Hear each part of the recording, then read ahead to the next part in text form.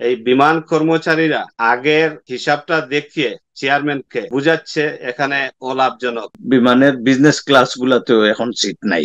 তাহলে দুটি ফ্লাইট আমাদের এই রুটের জন্য অ্যাকচুয়ালি কার্যকরী। 27 তারিখের পরের থেকে আর বিমান যদি তারা চায়ও যে এইখানে এই রুটের মধ্যে ফ্লাইট পরিচালনা করতে, সেটি আর করা সম্ভব হবে না। Biman Bangladesh airlines Manchester to Sylhet flight বন্ধ হয়ে যাচ্ছে আগামী এপ্রিলের 27 তারিখের পরে।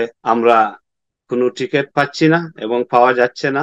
বিমান Bangladesh airlines Manchester to Sylhet ফ্লাইটটা শুরু হয়েছিল 2021 সালে আফটার কোভিড এর কারণে। তখন যাত্রী সংখ্যা কম ছিল, কিছুটা অলাভজনক ছিল। আর এই অলাভজনকের অজুহাতে বিমানের কিছু কর্মচারীরা তারা অলাভজনক দেখিয়ে এই স্টেশনটা বন্ধ করার পায়তারা করতেছে। কিন্তু আমি সবাইকে অবগতির জন্য বলতে চাচ্ছি, বিমান সিলেট টু ম্যানচেস্টার যে ফ্লাইটটি বর্তমানে অত্যন্ত লাভজনক এবং গত অক্টোবর, নভেম্বর, ডিসেম্বর, জানুয়ারি, ফেব্রুয়ারি, মার্চ পর্যন্ত ফুলি বুকড যাচ্ছে এবং মার্চ পর্যন্ত অলরেডি ফুলি বুকড। তাহলে বর্তমানে ক্ষতিটা কোথায়? এই বিমান কর্মচারীরা আগের হিসাবটা দেখিয়ে চেয়ারম্যানকে বুঝাচ্ছে এখানে অলাভজনক, কিন্তু বর্তমানে এটা লাভজনক। আমরা একটা ফ্লাইটে 271 জন প্যাসেঞ্জার যেতে পারি। 271 জন প্যাসেঞ্জার যখন যাই, তখন আমরা সাইড থেকে 5,000 পাউন্ড যখন আমরা দেশে নিয়ে যাই, তখন 271 টাইম 5, 13 কোটি টাকার মতন। এভরি ফ্লাইটে 13 কোটি টাকা বাংলাদেশের রেমিটেন্স যাচ্ছে। তাহলে ক্ষতিটা কোথায়? আমাদের নর্থ ইংল্যান্ডে প্রায় 3 লক্ষ মানুষ আমরা বসবাস করছি। এখান থেকে যদি সরাসরি ফ্লাইট হয়, তাহলে ট্রানজিট ছাড়া আমরা দেশে যেতে পারি। এবং যারা বয়স্ক মানুষ আছে, তারা বর্তমানে বাংলাদেশ এই ফ্লাইট থাকার কারণে তারা প্রচুর ভাবে দেশে যাচ্ছে। এটা একটি সুগম পথ, সুগম রাস্তা। যেহেতু ট্রানজিট ছাড়া সরাসরি 10 ঘন্টার ফ্লাইটে আমরা সিলেট যেতে পারি। তীব্র প্রতিবাদ জানাচ্ছি বিমানের প্রতি যে আপনারা এই ফ্লাইট বন্ধ করবেন না। সালাম আলাইকুম, আমি জুনেদ আহমেদ, প্রবাস বাংলা টেলিভিশন সিইও এবং এনআরবি সোসাইটি ইউকের ডাইরেক্টর। শুরুতেই আমরা 3টে ফ্লাইট নিয়ে আমরা কমিউনিটির বিশিষ্টজনেরা এবং বিমান কর্তৃপক্ষের মধ্যে আলোচনা হয় যে 3টি ফ্লাইট শুরুতে একটু কষ্টকর হবে, যার জন্য আমরা মনে করি 2টি ফ্লাইট যদি চালু হয় তো বিমানের ক্ষতি না হয়ে লাভের সংখ্যাটা একটু বেশি থাকবে বা এটলিস্ট কস্টটা কভার করবে। তখন বিমান থেকে বিভিন্ন অজুহাত দেখানো হয় যে না, 3টা ফ্লাইট না চললে এয়ারপোর্ট অথরিটি নাকি পারমিশন দিবে না, যার সুবাদে 3টাই থাকতে হবে। অথচ গত বছর 2024-এ অক্টোবরে 3টি ফ্লাইট ছিল, তখন একটি ফ্লাইট বন্ধ করে 2টি ফ্লাইট শুরু করা হয়।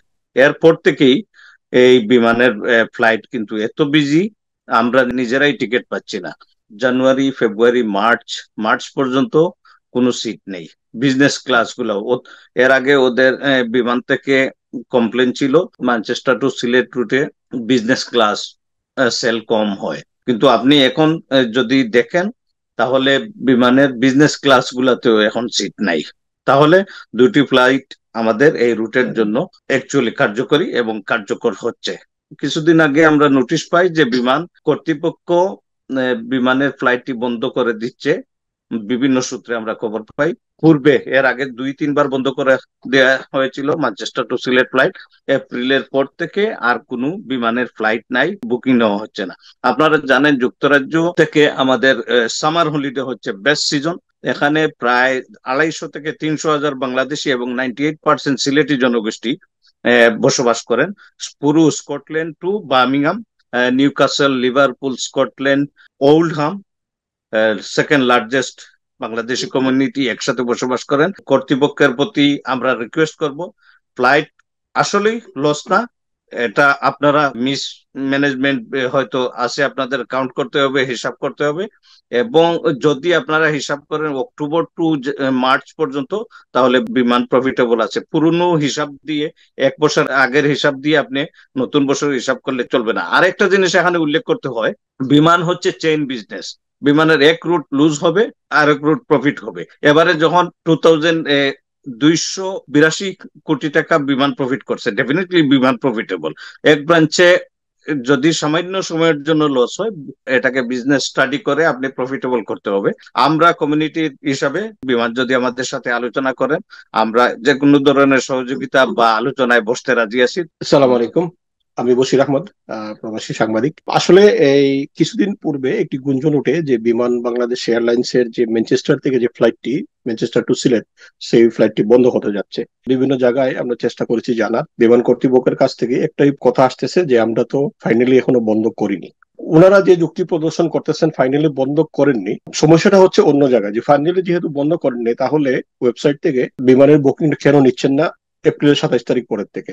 এপ্রিলের 27 তারিখ পরের থেকে যদি এই মুহূর্তে যদি বুকিং গুলা বন্ধ রাখা হয়, প্রথম কথা হচ্ছে প্রবাসীদের মনের মধ্যে যে আশঙ্কাটা তৈরি হয়েছে যে বিমানটা বন্ধ হয়ে যাচ্ছে 27 তারিখের পরের থেকে, সেটি তো ওনাদের প্রাণের দাবি সেটি। আর দ্বিতীয়ত হচ্ছে যদি এই সময়টাতে যদি বন্ধ খুলে না দেওয়া হয় বা যদি বন্ধ রাখা হয় এইভাবে, তাহলে কি হবে? 27 তারিখের পরের থেকে যারা মানে যারা দেশে যাওয়ার তারা তো যে কোনো ভাবে যে কোনো ওয়েতে দেশে যাবেন। তো দেখা গেল যে 27 তারিখের পরের থেকে আর বিমান যদি তারা চায়ও যে এইখানে এই রুটের মধ্যে ফ্লাইট পরিচালনা করতে, সেটি আর করা সম্ভব হবে না, কারণ লোকজন তখন অন্য কোথাও বিজি হয়ে যাবেন বা অন্য কোনো এয়ারলাইন্সে বুক করে ফেলবেন। আর ছোট একটি কথা আমি বলতে চাচ্ছি, সেটা হচ্ছে যে আসলে বার্মিংহাম থেকে নিয়ে স্কটল্যান্ড পর্যন্ত ব্যাপক এটা এরিয়া, আর এই এরিয়ার মধ্যমণি হচ্ছে ম্যানচেস্টার। তো সিলেটের লোকজন আসলে এই জায়গা থেকেই যেতে বেশি পছন্দ করেন, কারণ হিথ্রোতে যাওয়াটা, একে তো হিথ্রো বড় বড় এয়ারপোর্ট, এরপরে এখান থেকে হিথ্রোতে যাওয়া 4 থেকে 5 ঘন্টা ড্রাইভ। তো এটা বিশাল একটা হেসাল, এবং পয়সা খরচ তো আছেই। তো হিথ্রোতে যাওয়াটা অনেকেই মানে অনেক ফার্স্ট চয়েস থাকে এটা, এই ম্যানচেস্টার থেকে যাওয়াটা। আর সেটা যদি আসলে কোনোভাবে বিঘ্নিত হয়, তখন প্রবাসীরা আসলেও সমস্যার মধ্যে পড়বেন, বিশেষ করে এই অঞ্চলের প্রবাসীরা। আর এই অঞ্চলের প্রবাসীরা মোটামুটি প্রায় 3 লক্ষের মতো প্রবাসী এখানে বসবাস করেন, এবং সবাই 95% বা মোর দেন দ্যাট সিলেটেরই বসবাস করেন। তা আমার মনে হয় আহ সবকিছু বিবেচনা করে বিমান কর্তৃপক্ষের অতি সত্বর এই সিদ্ধান্তে যাওয়া উচিত যে এই ফ্লাইটটি বা এই রুটটি যাতে বন্ধ না করা হয়। আর দ্বিতীয়ত হচ্ছে যে 27 তারিখের পরের থেকে যে বুকিংটা নেওয়া হচ্ছে না সেটি যাতে ওপেন করে দেওয়া হয়।